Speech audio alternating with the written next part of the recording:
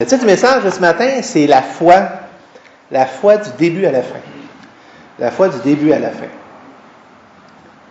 Savez-vous qu'avec les chants et l'adoration qu'on a eue, moi, j'ai plus besoin de prêcher. Non, mais c'est vrai que c'est édifiant. Hein? On a eu du bon temps. C'est la joie. Je ne sais pas ce que je vais rajouter, là. OK. Alors, non, c'était bien, puis il va y avoir un rappel, sauvez-vous pas trop vite, il va y avoir un petit rappel après, là. OK. Alors, puis je sais pas, t'as-tu reçu ta copie de contrat? T'as pas reçu, hein? OK. OK, c'est bon. Tu devrais le recevoir cette semaine. Une fois par mois, hein? Ça sera pas pire, hein? Oui. C'est que Victor vient de l'engager directement sur le seuil de l'Église. Bon, ça y est. Bon, ça y est. Alors, le titre de la prédication de ce matin, comme je disais, c'est la foi du début à la fin. Et vous savez, pour diagnostiquer un problème dans notre vie, il nous faut être alerte aux différents symptômes qui se présentent. Hein? Puis ça, c'est valide. Ces symptômes-là, c'est un peu comme des indicateurs là, qui sont puissants sur certaines maladies. Hein? Au niveau physique, en tout cas, c'est comme ça. Au niveau aussi mécanique, hein? Souvent, là, quand on va au garage, moi j'ai un beau-frère qui est garagiste, puis quand on s'appelle au téléphone, j'ai tel problème, il dit « Mon ton char, il fait ça. Il fait ça. Il fait ça aussi quand tu fais ça. » 3-4 affaires dans la main. Puis il va pas mal par symptômes, hein? Un petit peu de symptômes, un peu pour diagnostiquer c'est quoi la nature du problème. Moi, en informatique, mais là, je suis plus dans mon champ d'expertise, c'est la même chose. En informatique, on y va toujours par élimination. Alors, on trouve qu'est-ce que c'est pas. Pour trouver qu'est-ce que c'est. C'est un peu comme les médecins, non? Alors, on trouve qu'est-ce que c'est pas, on élimine tout, puis là, on arrive avec une solution en bout de piste. C'est comme ça qu'on diagnostique des troubles. Ce matin, on va appliquer ce principe-là dans notre vie. On va appliquer ce principe-là dans notre vie ce matin. Et avant d'aller plus loin, on va prier.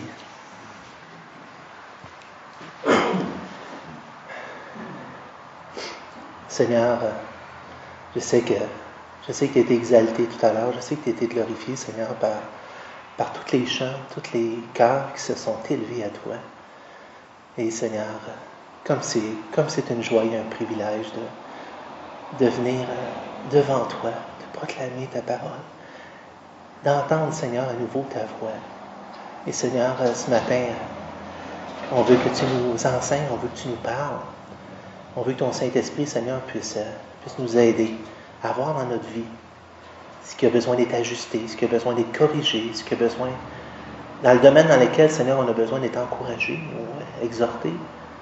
Seigneur, on s'attend à toi ce matin parce que c'est toi qui es au centre de l'Église du Rocher vivant. C'est toi, Seigneur. C'est toi qu'on veut glorifier, c'est toi qu'on veut élever au-dessus de toutes choses. Seigneur, glorifie-toi. Glorifie-toi, Seigneur, par ta parole. Tu en es digne. Amen.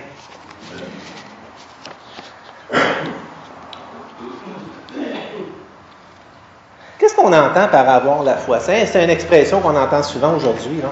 Avoir la foi. Hein? C'est quoi qu'on entend par avoir la foi? Qu'est-ce que ça veut dire? Qu'est-ce que ça veut dire selon vous, avoir la foi? C'est quoi la description qu'on donne en 2 mots, 3 mots, pas plus? Croire en Dieu. Croire en Dieu. Sans Dieu, confiance. Croire sans avoir vu. Oui.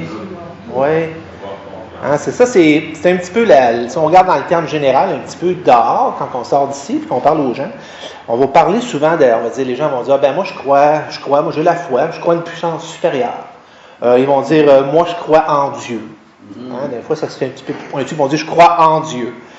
Les gens vont dire, moi je crois que la foi, c'est d'avoir une certaine spiritualité. Aujourd'hui, on a élargi le spectre énormément. Hein.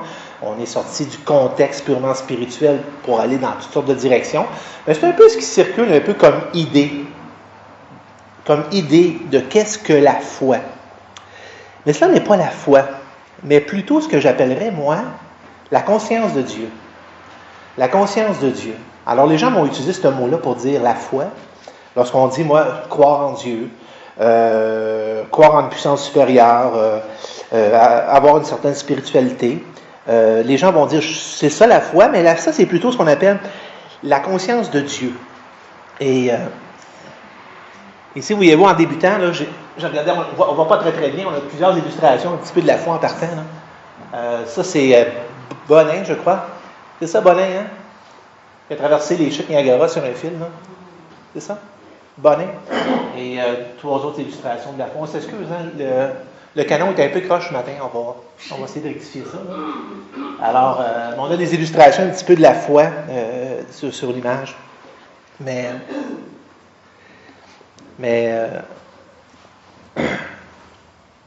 alors, la distinction, c'est ce que j'appelle la conscience de Dieu. Et la conscience de Dieu, la Bible nous en parle. La Bible nous en parle. Ça nous en parle, entre autres, dans le livre d'Ecclésiaste, chapitre 3, verset 11, où ce que ça nous dit, il fait toutes choses, Dieu, il fait toutes choses bonnes en son temps. Même, il a mis dans le cœur la pensée de l'éternité. On a tenté, tout récemment, les scientifiques ont tenté de localiser ce qu'eux appellent le gène de Dieu, supposément. Hein. Mais il y a toutes sortes d'idées là-dessus. Là. Mais disons que j'ai de la misère beaucoup avec ce point de vue-là, parce que ça réduirait finalement la foi simplement à un équipement et un héritage génétique et pas plus. Là.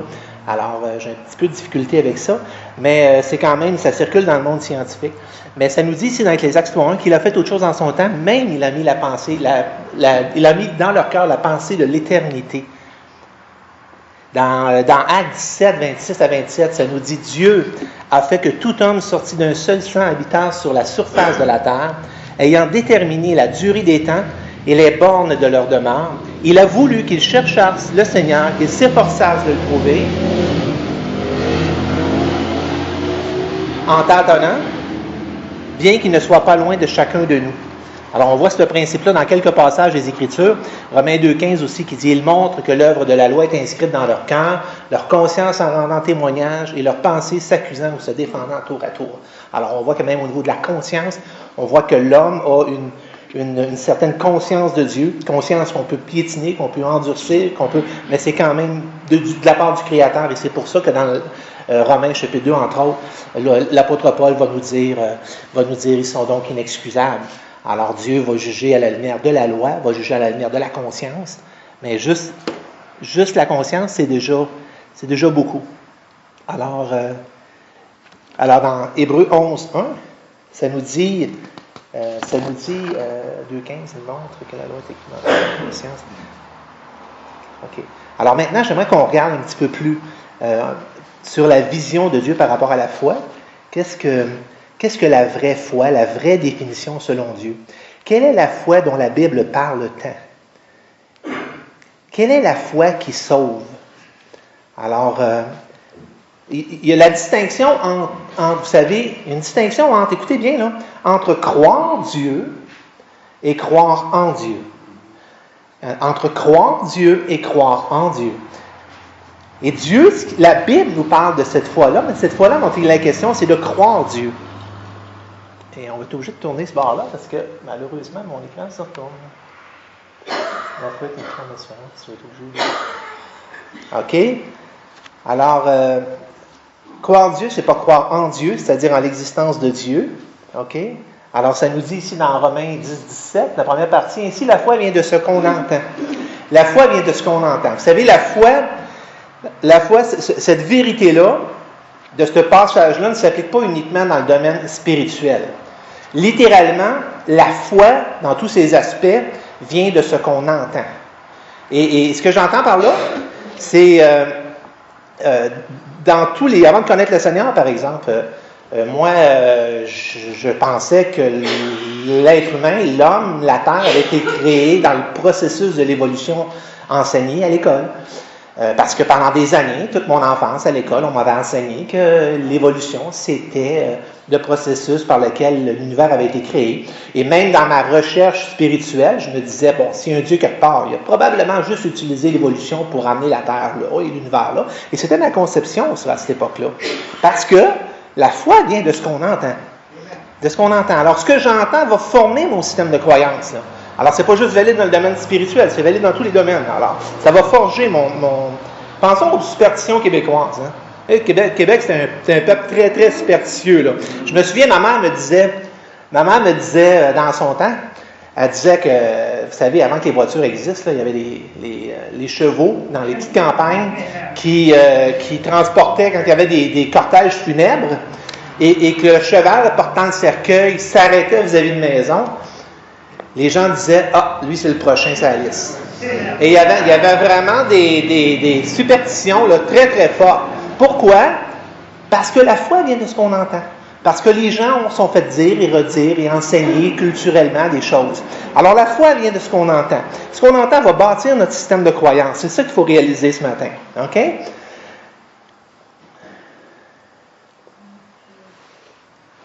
Combien d'enfants, combien d'entre nous peut-être, si on n'a pas eu des bons parents, combien d'entre nous on s'est fait peut-être répéter toute notre vie qu'on ne ferait jamais rien de bon? Puis souvent, qu'est-ce que ça a donné? Ça a donné des enfants qui sont devenus des adultes, qui ont souvent passé le reste de leur vie à tomber dans un perfectionnisme excessif juste pour prouver aux autres qu'ils étaient capables. Puis d'un autre côté, parfois, ça a fait des enfants qui sont devenus des adultes, mais qui ont tombé dans toutes sortes de manque de confiance, de perte d'estime et tout ça. Et parce que, quelque part, ils ont entendu de la part d'un adulte, ils se sont fait dire, parfois, les gens les plus proches de nous, nos parents, puis quand tu regardes tes parents avec des yeux d'enfant, tes parents, c'est tes parents. Et souvent, c'est des vérités des choses que tu vas te faire dire que tu vas prendre pour ta vérité.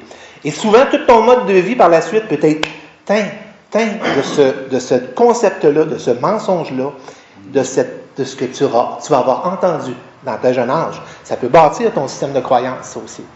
OK? C'est très simple. L'exemple est très simple. OK? Par contre, la foi dont la parole de Dieu parle, la foi qui sauve provient de la parole de Dieu. Alors, on a deux types de foi. Là. On a toute cette foi-là du monde et cette définition-là de ce que veut dire le mot foi, mais on a le sens vraiment de la foi dans la parole de Dieu. Et c'est là qu'il faut se tourner. Il faut aller voir qu'est-ce que la Bible entend par foi. De quoi on parle?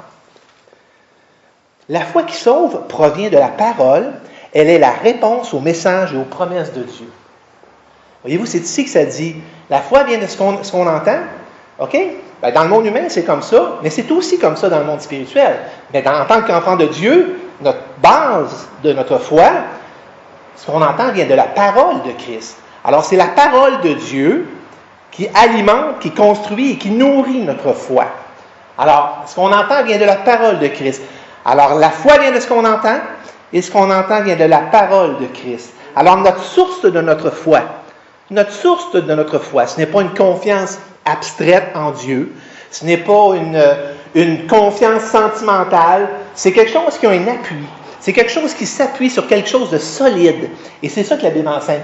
La foi vient de ce qu'on entend et elle provient de la parole de Dieu. Si on n'a pas cette foi-là qui émerge de la parole de Dieu, et c'est intéressant parce que dans Romains chapitre 10, vous lirez tout le contexte chez vous.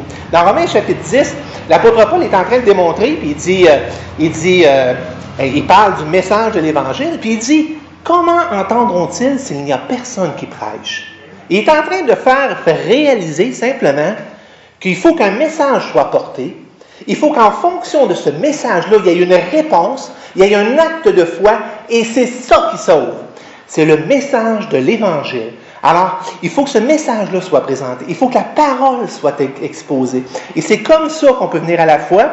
Et c'est de la foi, c'est cette foi-là dont la parole de Dieu nous parle. Alors,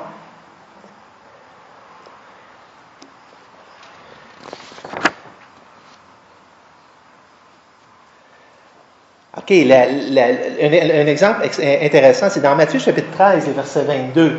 Et vous allez voir un peu le sens ici. Alors, ça nous dit, celui qui a reçu la semence parmi les épines, c'est celui qui entend la parole. Voyez-vous l'illustration ici? C'est Jésus qui parle, là. Il donne une parabole. Là, il donne la parabole des terrains, là, des sols, là, qui reçoivent pas, rejettent, étouffent la parole. Il va dire ici, celui qui a reçu la semence parmi les épines, c'est celui qui entend la parole, mais en qui les soucis du siècle et la séduction des richesses étouffent cette parole et la rendent infructueuse. Fait qu'il dit, ils entendent la parole. Ils entendent, puis il y a une réaction face à cette parole-là. Vous comprenez? Alors, ma foi doit être alimentée par la parole de Dieu. Ma foi doit être basée sur le message de l'Évangile.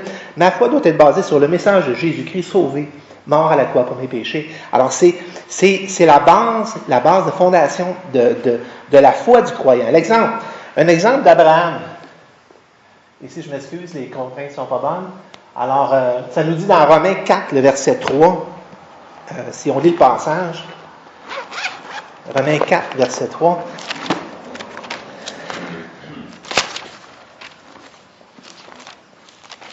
OK, ça nous dit dans 4.3, ça dit « Car que dit l'Écriture? Abraham crut à Dieu et cela lui fut imputé par justice. » Il faut qu'on connaisse un petit peu le portrait, là. Alors, Jésus a appelé Abraham, il l'a appelé, c'était un non-croyant. Dieu s'est révélé à lui et Dieu a donné un appel à Abraham. Dieu a dit, je vais faire de toi une grande nation, tu vas partir d'Ur en Chaldée et tu vas aller dans la terre promise. Je vais t'emmener là-bas. Et sur la base de la parole de Dieu, il a obéi à ce que Dieu lui avait dit. OK? Et basé là-dessus, qu'est-ce qu'Abraham a fait? Il a cru, basé sur la promesse, basé sur la parole, basé sur ce que Dieu disait, basé sur la personne de Dieu. Et c'est pour ça que ça nous dit ici, car que dit l'Écriture? Abraham crut à Dieu et cela lui fut imputé à justice. Alors, Abraham a été justifié, déclaré juste devant Dieu, non pas pour les bonnes choses qu'il aurait fait, mais a été déclaré juste devant Dieu sur la base de sa foi. Parce qu'il crut à Dieu. Il crut Dieu. Il prit Dieu au mot. Il crut Dieu. Et Dieu, et ça nous dit ici que Dieu lui impute la justice. OK. Alors, sans la foi, il est impossible de lui être agréable. Alors, on voit ici l'importance de la foi. On peut faire, on a les mêmes enseignements qui reviennent un petit peu partout dans les Écritures. Alors ici, or sans la foi, il est impossible de lui être agréable. Et ça va nous donner un petit peu plus... car il faut que celui qui s'approche de Dieu croit que Dieu existe et qu'il est le rémunérateur de ceux qui le cherchent. Et souvent, on va dire... j'entends des chrétiens parfois dire des choses comme moi, je ne cours pas après ça les récompenses. Moi, ce n'est pas un facteur de motivation, les récompenses dans la Bible. C'est de la fausse piété. Parce que c'est quelque chose dont Dieu nous a donné. C'est quelque chose dont Dieu, partout dans les Écritures, on a cet encouragement-là. On a le trône, on a les récompenses qui sont données aux croyants. Et il y a plein de choses qui sont motivantes dans notre foi, qui sont là pour nous inciter à répondre et à agir. Et les récompenses en font partie. OK, ça nous dit qu'il est le rémunérateur de ceux qui le cherchent. Alors, il faut que je croie que Dieu existe, mais il faut aussi que je croie qu'il récompense, c'est ça que ça veut dire, qu'il récompense ceux qui le cherchent, qu'il rémunère, qu'il récompense ceux qui cherchent Dieu. OK? Alors, j'aimerais ça ce matin qu'on se pose une couple de questions. On se pose une couple de questions. OK? 3. OK, c'est ça. Au début, je parlais d'un test. J'aimerais ça qu'on fasse ce test-là ce matin. J'aimerais ça qu'individuellement, on se pose la question. J'aimerais ça qu'on fasse ce test-là. J'aimerais ça que vous regardiez ce matin, vous lisiez les choses qui vont apparaître à l'écran, puis que vous cochiez dans votre tête un petit peu, s'il y a des choses à cocher. Là. Et j'aimerais vous présenter 3 symptômes. 3 symptômes qui sont possibles dans notre vie. Il y en a probablement beaucoup plus que ça, mais j'aimerais en rapport avec un texte biblique, j'aimerais qu'on concentre notre attention sur 3 symptômes. OK. Alors, si je vais un petit peu plus loin. Alors, le premier symptôme dans ta vie, dans ma vie, le premier symptôme, c'est constamment ébranlé par ce qui se passe autour de toi. Est-ce que ton mode de vie, est-ce que ta vie, est-ce que tu es constamment ébranlé par les événements qui se passent alentour de toi? Lorsque les choses varient autour de toi, lorsque tu as des épreuves, lorsque tu as des tribulations, lorsque tu as de l'opposition, lorsque les choses ne vont pas comme tu voudrais qu'ils aillent, est-ce que constamment, tu es ébranlé? Alors, ça, tu poses-toi la question ce matin. Comment je réagis, au milieu de la tribulation? Comment j'ai réagi cette semaine? Comment j'ai réagi le mois qui vient de passer? Comment je réagis? OK? Alors, constamment ébranlé par ce qui se passe autour de toi. Alors, est-ce que tu es constamment ébranlé? Dès l'instant qu'il arrive un petit changement au programme, dès l'instant qu'il arrive quelque chose dans ta vie, tu es déstabilisé, tu es ébranlé. Pose-toi la question ce matin. Alors, si tu coches là-dessus, ici, on va voir 3 points principalement. Vous savez, ce matin, je devrais être assis là. Parce que là, vous savez, je me prêche à moi. OK? Je me prêche à moi, premièrement. Et je vous avoue, On va faire une confidence. Je vous avoue que il y a des moments dans ma vie chrétienne, dans ma démarche, il y a des moments où je suis comme des bouts découragés, des bouts encouragés, des bouts. Et puis, le Seigneur a ramené à mon esprit cette semaine le texte qu'on va partager ensemble. Parce que, quelque part, je pense que c'est sain. C'est sain d'être toujours en mode d'examen, toujours être en mode de « Est-ce quelque chose qui accroche dans ma vie? Est-ce quelque chose qui va pas? » Puis, tu sais, il y a comme, c'est bon d'être en mode d'évaluation comme ça. C'est sain d'être en mode d'évaluation comme ça. Et c'est ce que je me disais. Puis, suite à ça, j'ai dit, j'ai regardé ma vie, puis j'ai dit « Seigneur, je suis facilement encourageable, puis des fois, je suis facilement décourageable. Les choses vont jamais assez vite à mon goût.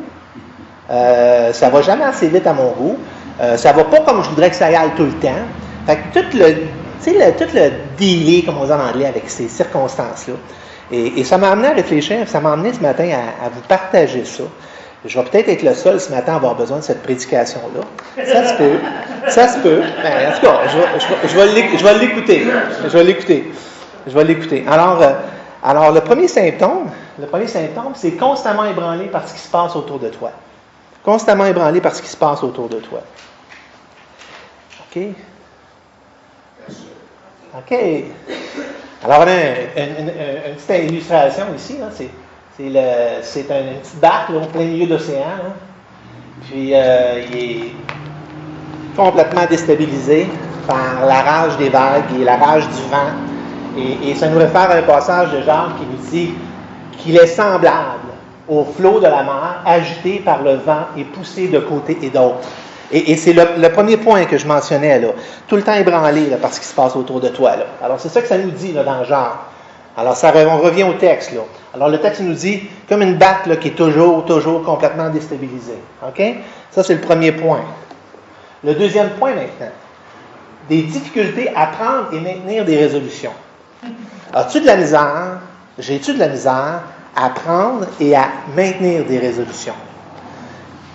Je prends une résolution, là, on a une prédication, on a un enseignement, je change, je suis édifié, Seigneur, je commence à faire ça dans ma vie, je mets ça en pratique dans ma vie, mais j'ai franchi la porte, puis la résolution est déjà oubliée. OK? C'est fréquent, il n'y a pas juste moi qui fais ça. Il n'y a pas juste moi. Consolez-moi un petit peu, là. Il n'y a pas juste moi qui fais ça. OK? Souvent, c'est le cas. C'est des résolutions qu'on prend et on est irrésolus. On a de la difficulté à prendre, mais qu'on les prend, souvent, moi je ne sais pas combien souvent dans ma vie, Dieu nous connaît, hein? Puis des fois on a vraiment besoin de se faire ramasser solide pour comprendre quelque chose. OK? Puis Dieu, des fois, il nous ramasse solide. Puis des fois, c'est la seule façon qu'on comprend de quoi. C'est plate, là, mais c'est plate. Tu sais, quand tu as des enfants, là, les enfants sont tous différents les uns des autres. Hein? Puis il y a des enfants, tu fais juste élever le ton, puis c'est déjà trop, là. Puis il y a d'autres enfants que ça prend un peu plus de torque parce que c'est un petit peu plus, ça rue des bras encore un peu plus, là. Et les enfants sont tous un petit peu différents les uns des autres. Mais moi, je fais peut-être partie de ceux qui ont besoin de temps en temps que Dieu élève le ton. Et parfois, Dieu le fait, ça. Mais de la misère à prendre puis à maintenir des résolutions. Alors, je prends une résolution et je la maintiens dans ma vie. Des résolutions de Dieu, des résolutions pour Dieu. Alors, j'ai de la misère avec ça. Difficulté à prendre et à maintenir des résolutions. Alors, on va voir tantôt, on est en train de regarder les symptômes. Puis après ça, on va faire le verdict, on va faire le diagnostic après là, de ce que ça veut dire, ces symptômes-là. OK? Alors, difficulté à prendre et à maintenir des résolutions. Alors, la troisième, alors ici, là, ça nous dit dans Jacques 1,8, OK? C'est ma référence de passage. C'est un homme irrésolu. Irrésolu. OK? Irrésolu. Ça nous dit dans Jacques 1,8, la première partie du passage. Et l'idée, là, en anglais, c'est double-minded. Double-minded. Double-minded, ça veut dire une double pensée. Une double pensée. C'est comme le gars s'il était tout le temps divisé. Là. Il n'est pas one-minded. Il n'est pas dans une direction. Et on va le voir de quelle façon c'est appliqué. Là. Dans Jacques 4,8, ça nous dit justement, approchez-vous de Dieu, il s'approchera de vous. Nettoyez vos mains, pécheurs, purifiez vos cœurs, hommes irrésolus. Alors Jacques fait encore l'exhortation ici. Vous êtes irrésolus. Vous ne prenez pas des résolutions, vous ne les tenez pas. C'est ça que Dieu dit. Dieu nous encourage à devenir des croyants résolus dans notre vie. OK? résolu. On va voir un petit peu plus loin ici. Ici, dans Matthieu 6, 24 à 25.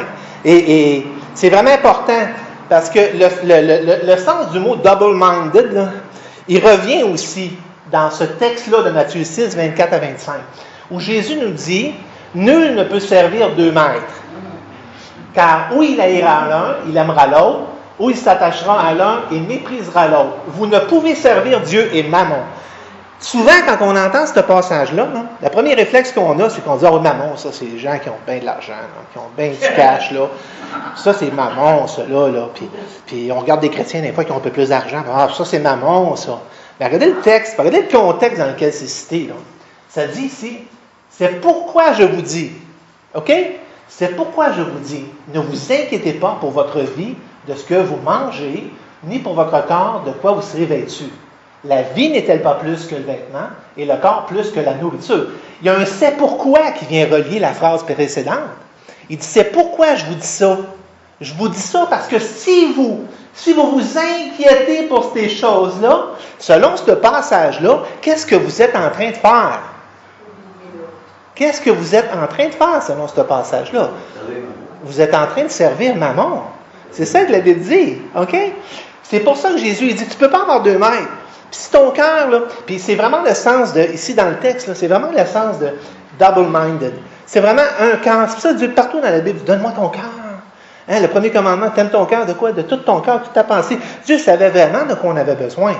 Et si notre cœur n'est pas complètement et entièrement à Jésus-Christ, là, il va focusser à l'art. Notre cœur, il va faire ça comme ça. Là. Notre cœur, il va être détourné. Notre cœur, il va être divisé. Puis s'il est divisé, c'est impossible. Notre cœur va aller à quelque chose. Et dans le contexte ici, c'est pas l'argent, mais c'est l'inquiétude de mes besoins financiers. C'est l'inquiétude de mon quotidien. C'est l'inquiétude de mes besoins. Très fondamental. Il dit, la vie n'est-elle pas plus que le vêtement? C'est fondamental. Dieu dit, je ne veux pas que tu focuses là-dessus. Parce que si tu focuses sur ces besoins-là, si tu t'inquiètes pour ces choses-là dans ta vie, tu ne sers plus Dieu. Tu ne sers plus Dieu. Parce que ton cœur va être captif. Ton cœur va être concentré. Ton cœur va focuser sur ces choses-là. OK? Puis plus loin, il va nous dire, Dieu, il sait que tu en as besoin. Dieu, il sait que tu en as besoin. Il n'a pas besoin de t'y écrire une lettre. Il sait que tu en as besoin. Puis il dit, regardez, il dit, on va vous donner, Jésus a fait ça tout le long dans les évangiles. Hein? Je vais vous donner des petites leçons d'écologie. Des leçons d'observation. Jésus partout dit observer. Faites juste une conclusion logique. Regardez les listes des champs. Ils ne sèment ni ne filent. Hein? Il n'y a personne qui tricote l'enveloppe d'une liste des champs. Ils ne filent. Et je vous dis même que Salomon, dans toute sa gloire, n'a pas été vêtu comme l'un d'eux. Puis là, ce qu'il dit, là, il dit si Dieu, il revêt avec tant de beauté l'herbe des champs, ne vous vêtira-t-il pas à plus forte raison, genre de peu de foi? Soyez logique, observez et tirez une conclusion logique. Et c'est pour ça qu'il va dire la même chose pour les oiseaux. Ils n'en tombent pas à terre. Alors Dieu, ne valez-vous pas plus qu'un moineau? Un moineau? Alors Dieu nous encourage, Dieu nous exhorte à faire de l'observation. Et si on fait ces observations-là dans la foi, là, vous allez voir les conclusions qu'on va apporter. Alors, dans le contexte ici, c'est vraiment le sens de diviser, d'un esprit divisé.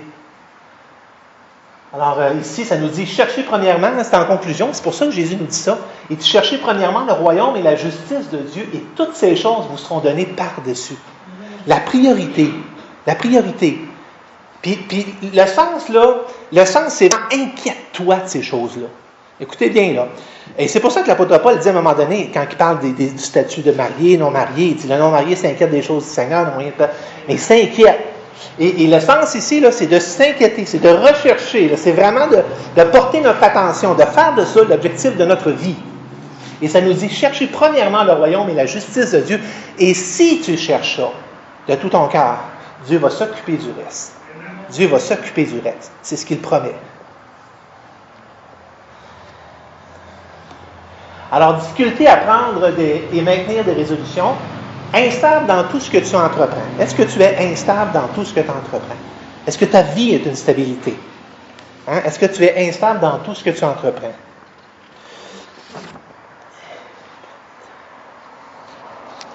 OK. Alors, désolé, le texte n'apparaît pas bien sur Tu parles, là.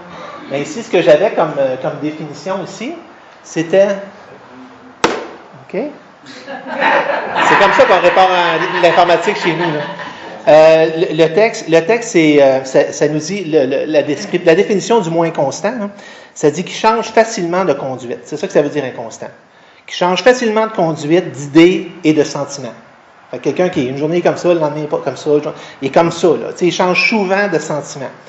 Des synonymes fluctuants, instables, changeants, volage, frivole, fragile, infidèle, variable, capricieux, caractériel, altérable, mobile, flottant, tous des sens. Et des antonymes, fidèles. Fidèle. Alors, ça nous donne un petit peu le sens du mot inconstant. Alors, constamment ébranlé par ce qui se passe autour de toi, difficulté à prendre des résolutions, instable dans tout ce que tu entreprends, et le résultat du test, si tu rentres dans ces cordes-là, c'est positif. Là. C'est un test qui est positif, comme les tests de grossesse. Là. Ça apparaît sur la petite ligne, là, c'est parce que c'est positif. Alors, si tu rentres dans ce cadre-là, il y a un diagnostic qui va être posé sur ta vie. Dieu pose un diagnostic sur ta vie. OK? Et si on retourne dans Jacques, ça c'est tout le contexte de notre passage clé de ce matin. Alors, ça nous dit, si quelqu'un d'entre vous manque de sagesse, OK? Qu'il la demande à Dieu, qui donne à tous simplement et sans reproche, et elle lui sera donnée. La foi est basée sur une promesse de Dieu. Et Dieu, dans sa parole ici, il promet à quiconque demande, sincèrement, il cherche sincèrement. Dieu promet ici qu'il la demande avec foi, mais qu'il la demande avec foi sans douter. Car celui qui doute est semblable au flot de la mer, agité par le vent et poussé de côté et d'autre. Qu'un tel homme ne s'imagine pas qu'il recevra quelque chose du Seigneur. C'est un homme irrésolu, inconstant dans toutes ses voies. Vous savez, la parole de Dieu, c'est l'œuvre de l'Esprit de Dieu. Hein? C'est intéressant. C'est vraiment intéressant de considérer que l'auteur qui écrit ça, Jacques, était sur un bateau un jour, dans une tempête. La tempête s'est levée, les disciples se sont effrayés, Jésus s'est levé, il a dit à la tempête, tais-toi, et il a dit, Jean de peu de foi. Et ce même Jacques-là, ici, il nous écrit ça. Il nous parle de l'illustration d'une tempête, il nous parle de l'illustration de la foi. C'est intéressant de mettre la corrélation ensemble, de regarder un petit peu dans quel contexte. Hein? Et ça serait intéressant de voir la réflexion, de voir la réflexion que l'apôtre Jacques faisait. Mais chose certaine, il dit c'est comme quelqu'un qui est sur un bateau, là, puis qu'il est au gré du vent. Là. Alors, c'est intéressant comme illustration. Je ne serais pas étonné que ce soit un clin d'œil de Dieu dans sa parole pour montrer la... Alors, le troisième test, c'est... le résultat d'un diagnostic comme ça, c'est atteint de doute chronique.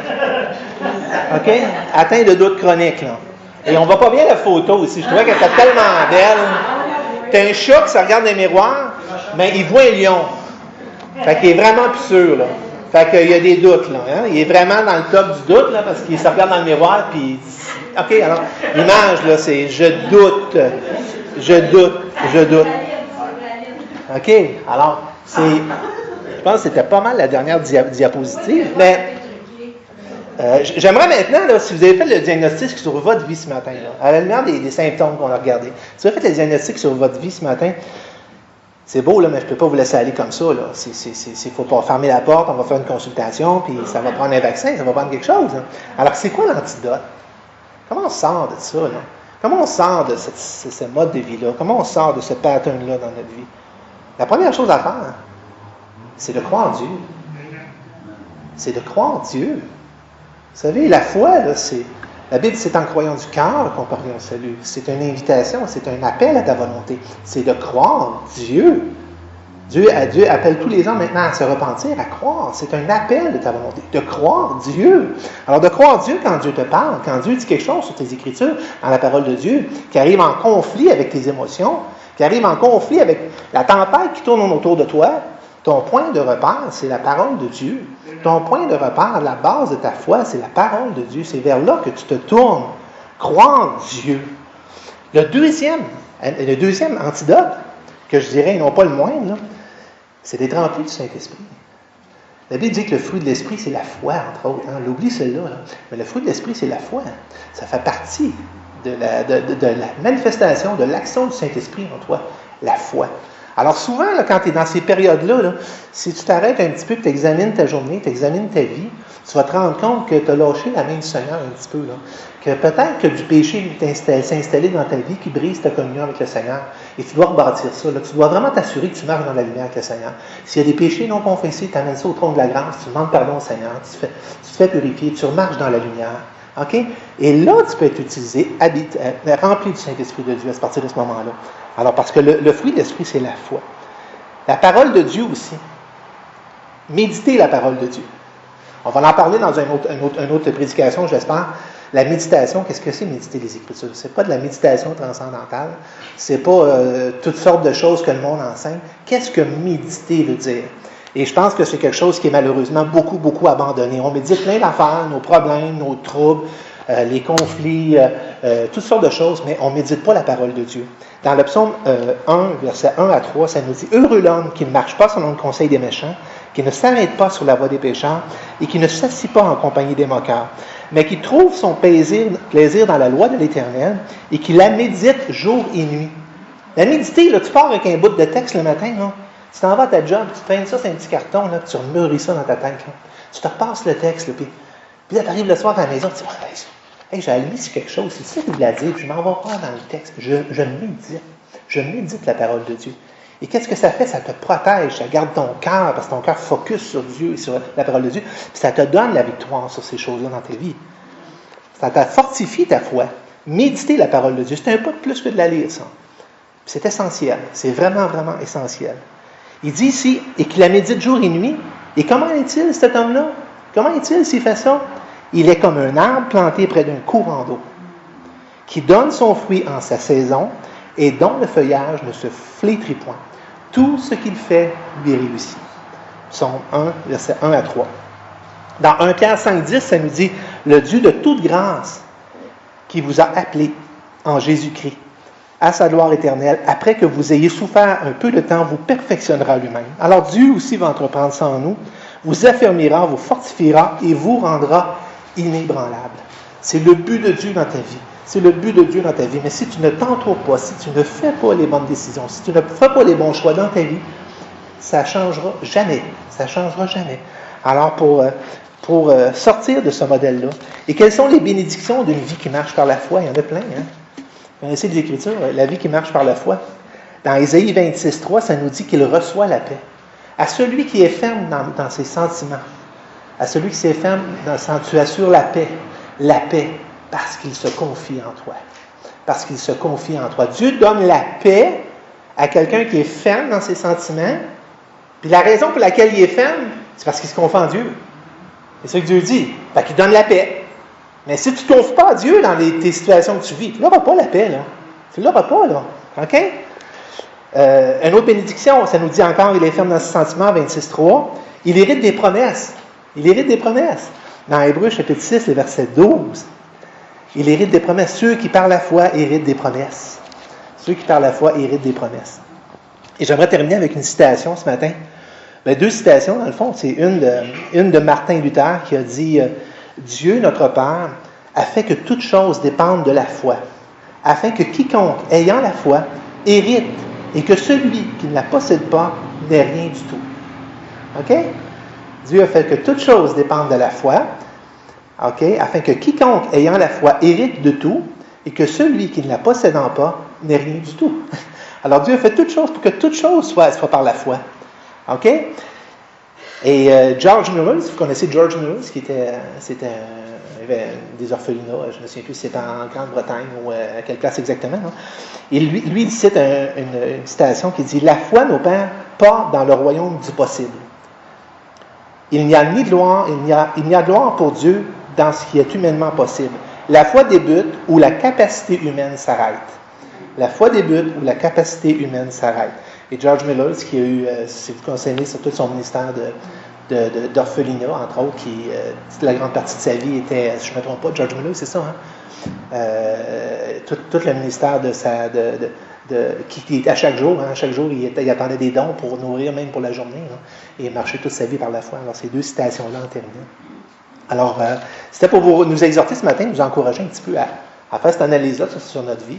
Et j'espère en sortir avec les outils pour peut-être ajuster un petit peu dans ma vie. Qu'est-ce que je dois faire pour atteindre une vie stable, une vie par la foi, une vie qui n'est pas toujours en train de branler au moindre doute, à la moindre attaque, à la moindre chose. Alors, il y a des instruments, il y a des outils que Dieu nous donne dans sa parole.